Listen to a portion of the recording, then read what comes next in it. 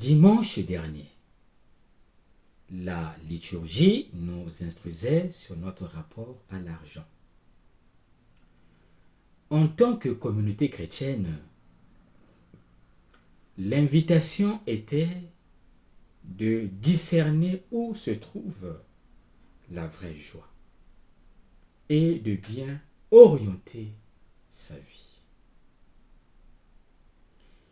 Les trois paraboles qui invitent les chrétiens à se préparer à la venue du Seigneur et qui constituent une grande partie du passage évangélique caractérisent la liturgie de la parole de ce 19e dimanche ordinaire de l'année liturgique C.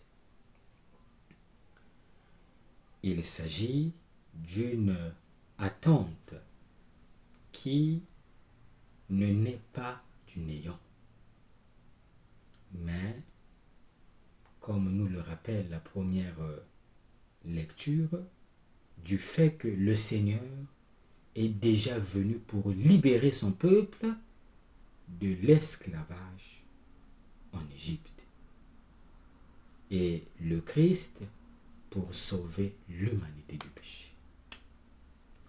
Il s'agit d'une attente qui n'est pas tranquille, mais qui implique l'exercice des vertus fondamentales de la foi, comme nous le rappelle la deuxième lecture, et qui se révèle comme le chemin qui conduit à la rencontre partielle dès à présent et définitive dans l'avenir avec le Père et avec le Christ.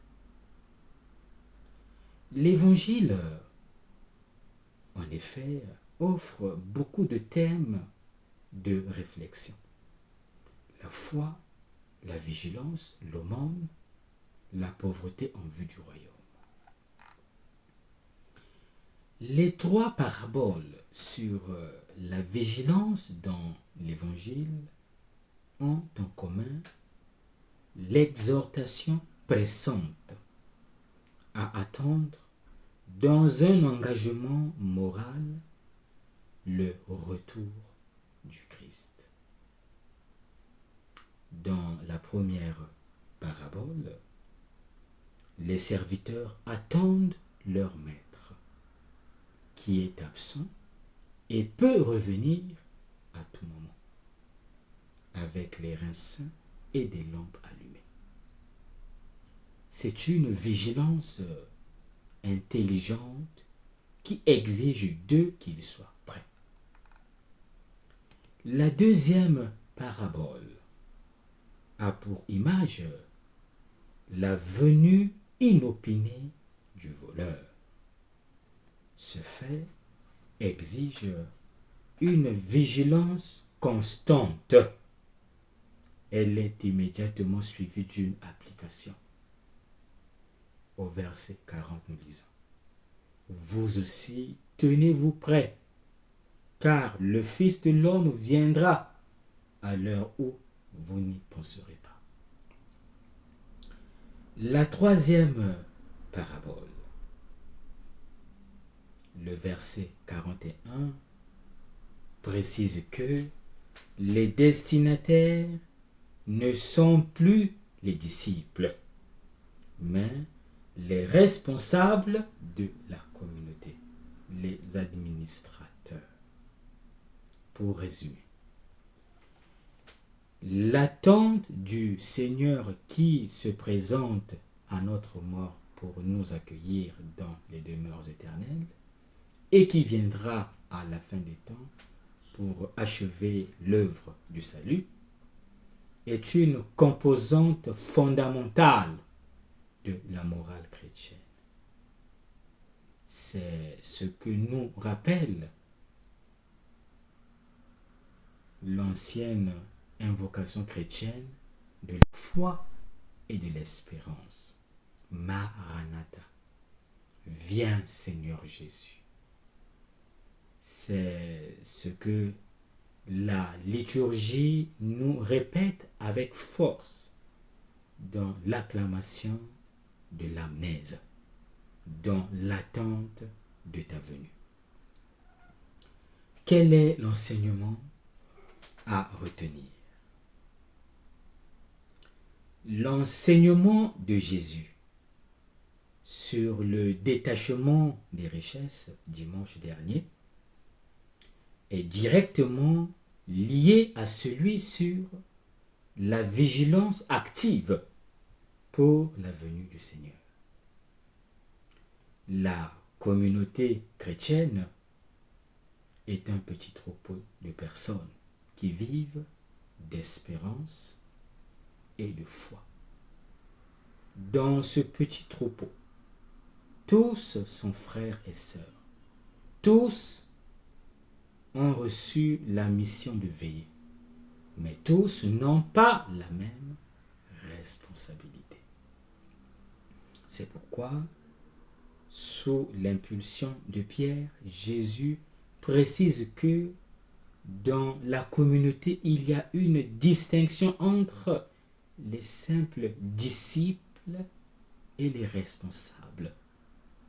Dans la communauté, il y a quelqu'un qui a une tâche précise, celle de gestionnaire, l'oikonomos, le chef de famille, qui est appelé à accomplir son service en donnant à manger à ses frères, en donnant la nourriture de la parole et de la sagesse de Dieu.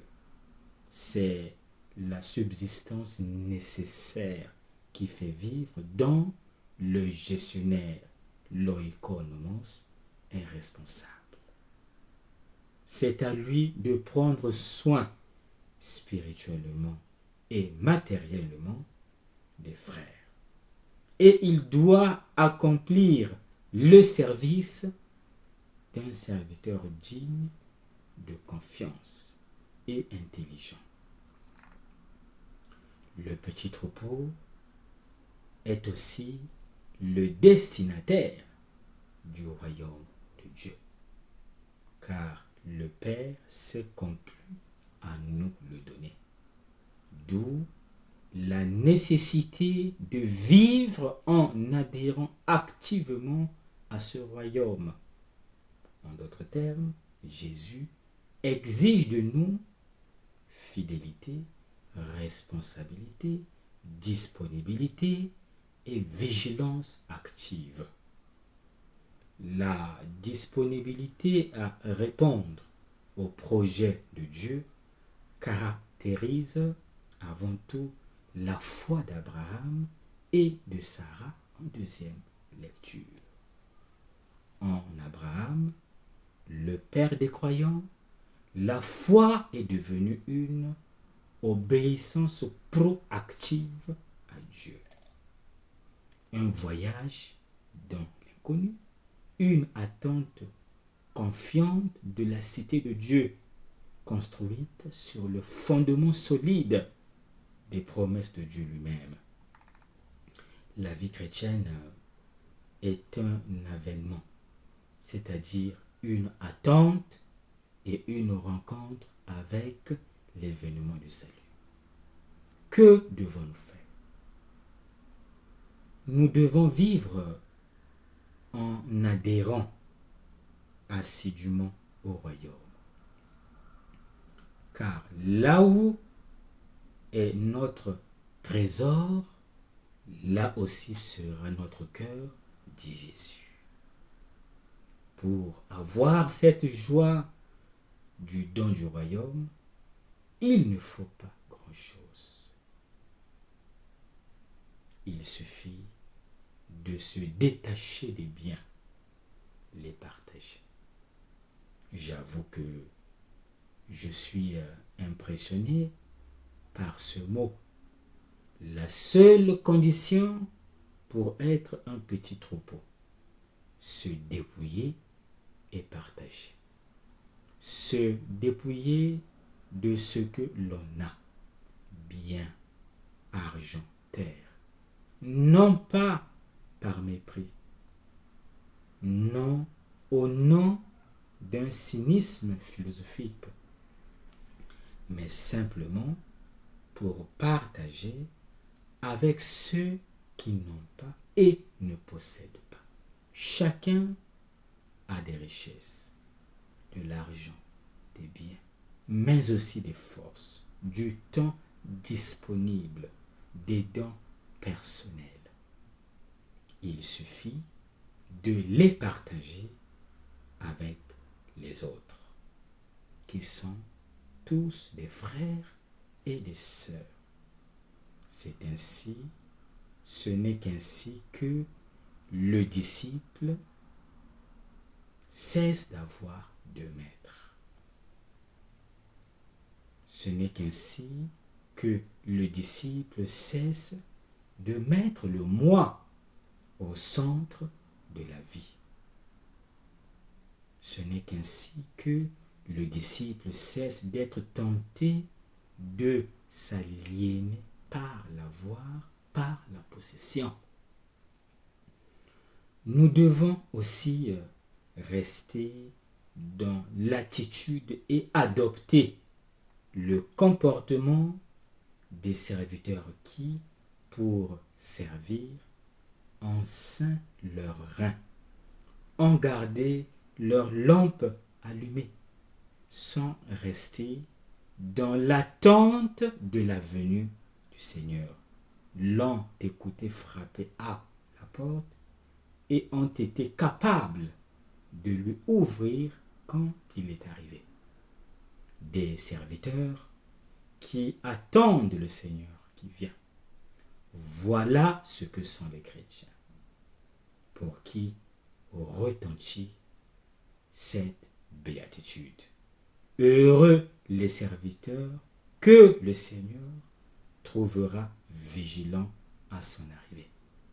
C'est-à-dire, heureux ceux qui, ayant le Seigneur comme trésor, attendront de le trouver et le rencontreront à son arrivée, quelle que soit l'heure à laquelle il vient, même s'il est en retard. Bon dimanche à tous.